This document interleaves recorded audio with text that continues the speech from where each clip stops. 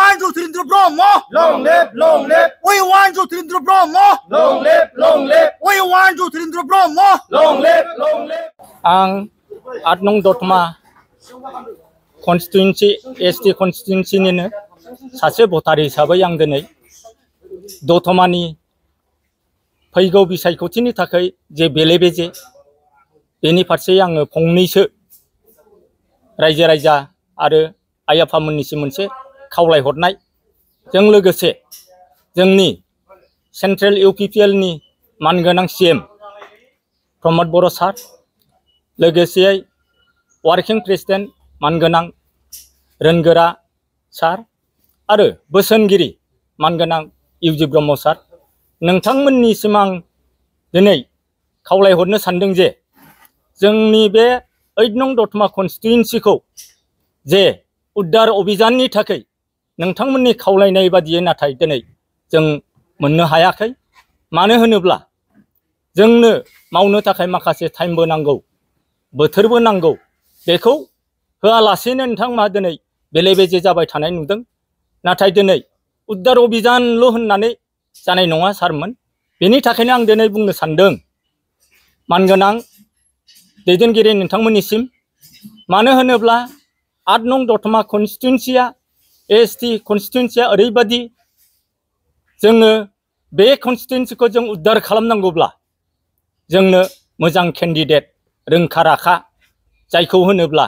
बेनि एक्सपिरियेन्स थानाय बेखौ होब्लासो जे देरहागोन बेखौ लानानैसो जों होनांगौ आङो गुबुन जाय दाबिदारफोर बिथांमोनखौ जेबो होनाखै मोनसे गणतन्त्र बयहाबो बिनायनि राइट दं नाथाय आंनि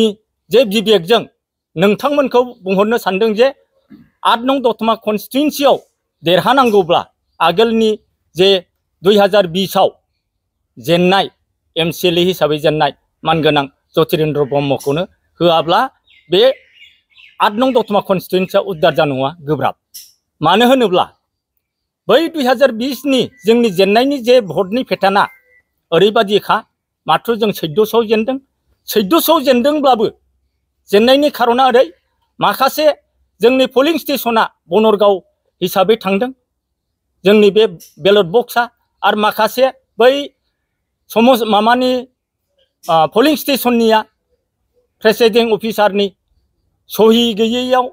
इनभेलिड जादों बेनि थाखाय जों जेननो गोनां जादों बेनि थाखायनो आङो दिनै गोरायै खावलायदों नोंथांमोनहा जाय जेरावखि थाया मानो दिनै जोंनि 8 नं दतमा समस्तिखौ देरहाहोनांगौब्ला मानगोनां जोंनिनो दानि सोलिफुबाय थानाय टिसिएलसीसी चेयारमेन मानगोनां ज्योतिरेन्द्र ब्रह्म बिथांनो टिकेटखौ होनानै नोंथांमोनहा उद्धार अभियाननि खामानिखौ मावनो थाखाय जाहाथे सुबिदा होयो आं बेखौनो मानगोनां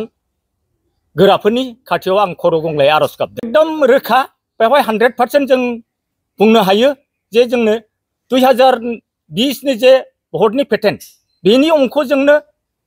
जोङो आरामसे देरहालांनायनि जोंहा लामाया दंखायो मानो होनोब्ला दा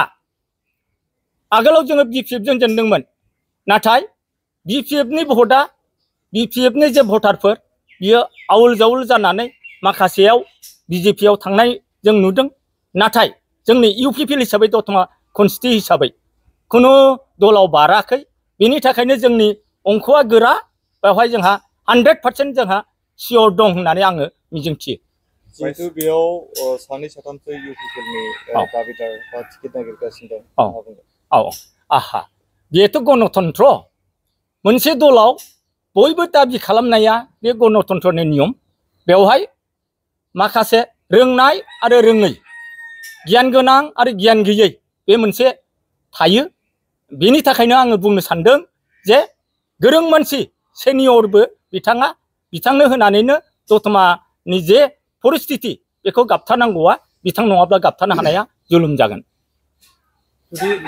ज्योतिरेन्द्र बिथांखौ उननि समाव जुदि हाइकमान्डनिफ्राय होनाय जायाबा नोंथांमोना मा खालामो बेखौ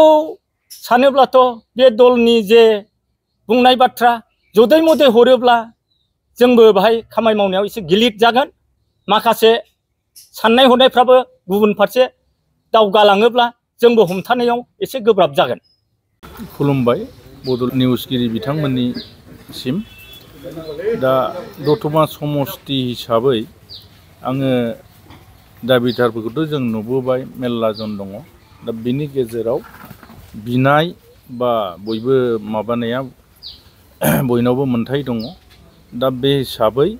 जोङो माने नैबे फुरानाखा जेनोखि जोंनि आगोलनि 2015 देरहानानै फैनाय पिसिडियानि आमोलाव बे सासे एक्स MCLA बिथां ज्योतिरेन्द्र सारखौ जों दा लुबैदों खारन बेखौ मानो लुबैदों होननानै बुङोब्ला बेजों आगोल पिसिडिआर समनिफ्राय जे मानसिया माने एखेबारे आदा आगै गासिबो आखाइ हमजाबलायनानै ज'यै खामानि जे मावलायबोबाय थानाय माखासे फुराना कर्मिफोर दं वार्कारफोर दङ बे वार्कारफ्रा दिनै माने पिसिडिआरनि आमोलाव UPPL जाबोबाय UPPL जानायनि उनाव कमिटिफ्राबो नों गोदान जायो माखासे मानसिफ्रा नोङो हयथ' बिबानाबो गासिबो मोनजोबनांगौ बेबो नङा दा बै माखासे थाखानाय जिरायनानै जेनोखि थानाय जेनोखि कर्मिफोर दं वार्कारफोर दं दा बिसोरो माने इन टटाल माने दतमा समष्टिनि गेजेराव जेसेबांनाखि फुराना वार्कार्सफोर दङ बियो नैबे ज्योतिरेन्द्र सार जुदि टिकेट मोनो बे कमप्लिटलि माने जान प्रान होनानै खामानि मावनायनि मोनसे प्लेनिंखौ लाबाय आरो बे जुदि मोनाबा बिसोरखौ मोननांगौआबो एसे कठिन जागोन बेखौ आं सानो आरोखि दा बेनि थाखायनो जों दतमा समष्टिखौ जेरैखिजाया देरहानांगौनि खारनाव जोङो मस्ट सिनियर हिसाबै बेहा जथेस्थ' नलेज दं हिसाबै जों बे बिथांखौ मोनजानो लुबैदों बेखिनिखौ बुंनानै आङो खुलुमबाय नमस्कार मैं रामभाबिल प्राइमारी और रामभाबिल VCTC एजन UPPL मैं कर्मकर्ता है और आजिलैके 5 बছৰৰ পৰা UPPL सरकार কৰি আছে এতিয়া আৰু BTR ইলেকশ্যনটো আহিছে আগত 20ত এবাৰ হৈছিল তেতিয়া BPF सरकार আছিল তেতিয়াৰ পৰা আজিলৈকে बहुत डिफारेंस আহিছে UPPL सरकारे बहुत ভাল কাম কৰিছে শান্তি আহিছে সবথকে ডাঙৰ কথা হ'ল শান্তি আহিছে মানুহৰ ভয় ভাবুকি নোহোৱা হৈছে আৰু এতিয়া আৰু 5 বছৰ পিছত सरकार কৰাৰ পিছত আকৌ BTC ইলেকশ্যন আহিছে এই ইলেকশ্যনৰ আমাৰ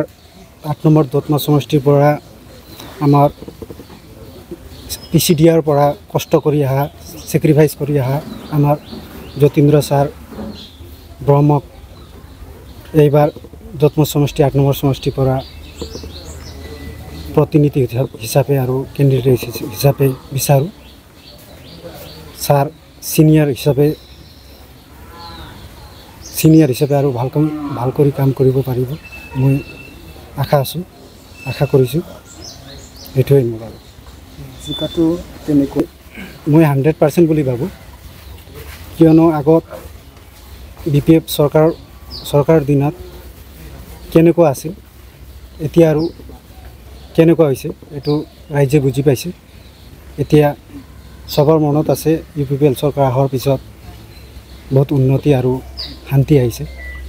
हेतु कारणे मैं UPPL सरकार जिकिब बुली आशा करिछु।